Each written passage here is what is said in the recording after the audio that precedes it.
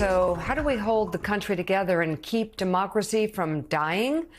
Author and Bloomberg opinion columnist Frank Berry embarked on an epic quest to find out. In his new book, Backroads and Better Angels, Frank chronicles his cross-country adventure with his wife, Laurel. The pair set out in their Winnebago on their nationwide trek, following the path known as the Lincoln Highway.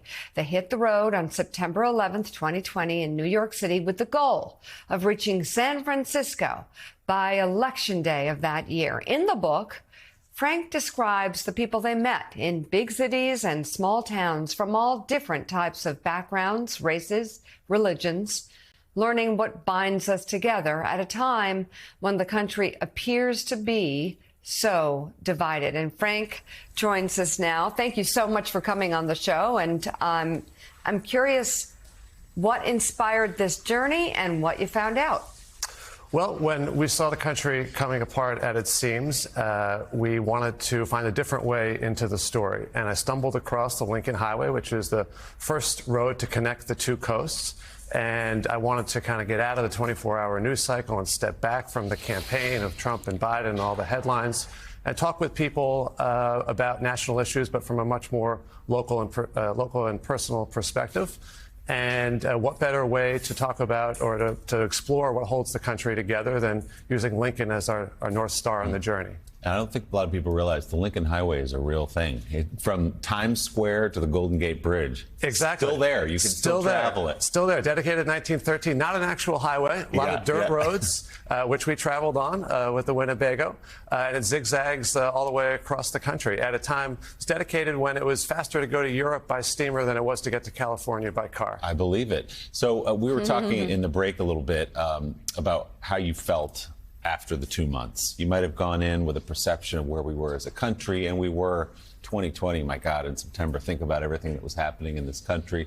And there is a perception that we are deeply divided. In many ways, of course, we are. But if you just look at social media or have the TV on all the time, perhaps that is exaggerated, the extent to which we're angry and yelling at each other. So what did you find on the road? Well, people were certainly very frustrated by the deep divisions in the country, and we heard that talking to Democrats and Republicans. But there was also a faith in the country, an optimism that we would overcome it. And people weren't always sure how, but there was this sense of resilience. And one of the things that I do in the book is dig into the history that we pass along the Lincoln Highway. And so much of that is a testament to the country's resilience. Frank, once you get past the major markets like New York, Chicago, obviously, and you get out in the country, I'm wondering, given what's happened to local news and local newspapers, the disappearance of them, and more people relying on these for news and snippets of news, what impact do you think that has had on the country? It's had a big impact, and I think a very negative impact. The old Tip O'Neill line that all politics is local is gone. All politics is national. And that's feeding a lot of the pessimism that people feel around politics. So, Frank, obviously don't give us the whole book, but give us an example or two to whet our appetites, if you will, of a couple of the characters you met along the way and why they were meaningful to you. Sure. So in South Bend, Indiana, I met with a pro-choice volunteer at a local abortion clinic, April Ladinsky, and very passionately a pro-choice.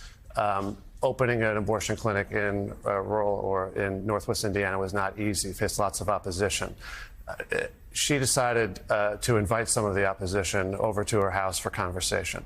And after a very nice conversation, they realized they're not going to agree on anything. They're not going to change anyone's mind. But they found coming out of that they really liked each other. And they began building a relationship, and they even wrote an article about it for the local paper, the South Bend Tribune. And what they said was, it's really important to prioritize the relationship over the message. And if we can do that, we can have these arguments and these disagreements without feeling like we need to tear each other apart, without feeling like the other side is destroying the country. Chris Gibbs, Shelby County, Ohio, is one of the characters in your book. He's a farmer of corn, soybeans, and cattle. I just want to read a quote from him when you asked him what binds our country together. He'd been through a lot. I'll let you explain it. He says, we're good people. We believe in the Constitution. We believe in the Republic. We believe in our neighbors. And if we take that strength together, we can do anything in America. So what is his story? His story is he was a lifelong operative in local Republican politics, voted for Trump in 2016, had a falling out with Trump and became disillusioned with what Trump represented for the party. And so he decided to become an independent. And in the process, something happened that he didn't expect, which is he lost all his friends. And that was really heartbreaking to hear that so many people were willing to walk away from those relationships because he decided that his politics were a little bit different. And we heard a version of that from other people along the Lincoln Highway, too. Another fellow we met said he had been involved in local Republican politics his whole life, and a friend of his, local Democratic Party politics, and they'd been out for a beer the night before. And the guy said, it's just not fun anymore.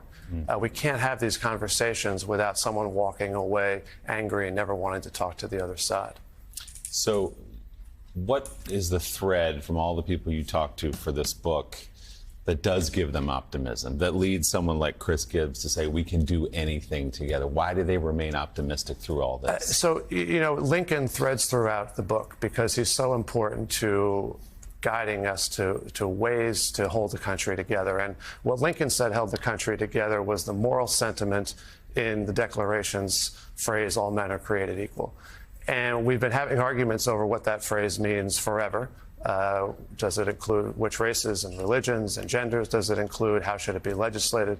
But as long as we can have those arguments and those discussions and still accept the outcome of those arguments every 2 and 4 years, which we call elections, then we can keep the country together. We can keep American democracy strong. But once we cross over a red line and refuse to accept that the will of the majority gets to rule, and we turn to political violence and substituting our own will for the will of the people, then we've got a real problem. But I do think people had faith in their neighbors, as Chris said, and in the country's ability to get through this. The new book is Backroads and Better Angels. It is on sale now. Author and Bloomberg opinion columnist Frank Berry, congratulations on the book. Thanks. A good trip. A great trip. A great account of it. An epic journey in a Winnebago. I highly recommend traveling cross country. Absolutely. Thanks for being here, and congrats again. Thanks.